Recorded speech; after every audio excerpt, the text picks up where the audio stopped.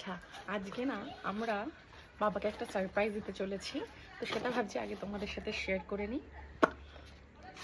এটা কি জানো তো, এটা কি আর কি আছে সেটা বাবাই খুলে দেখাবে। হ্যাঁ, ব্যাপারটা হচ্ছে এটা দেওয়ার পিছনে অনেকগুলো কারণ আছে।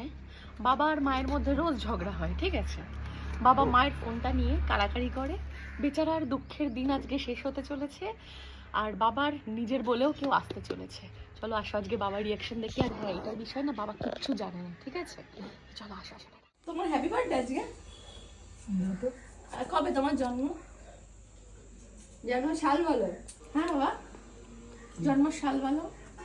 তুমি কি জানো যেটা তোমার মা করতে পারেনি সেটা আমরা করছি? বলো কি? তোমার নিজের বলে কেউ নেই, বউটাও নিজের হলো না, তোমার নিজের বলে আজকে কেউ আসছে, বুঝলে? হ্যাঁ আরে দেখ তো তো দেখ মা কই গেল?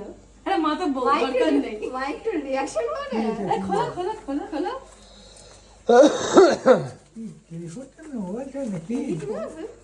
হ্যাঁ টেলিফোন। আস্তে আস্তে খুলবে। হ্যাঁ, ব্যাপারটা এরকম। হ্যাঁ, খোলা খোলা। এবার আস্তে আস্তে। হ্যাঁ, আস্তে দেখো। আরে সর্বনাশ, ফোকলা দাঁতের মিষ্টি হাসি। আস্তে আস্তে। চার্জারটা রাখো, চার্জারটা রাখো। না, চার্জারটা রাখো। নাও, সব বিরহ যন্ত্রণা শেষ হলো, আর কেউ বলবে না আমার ফোনটা ধরো না। দাঁড়া, এটা নিয়ে নিচ্ছি। হয়েছে তো? পছন্দ?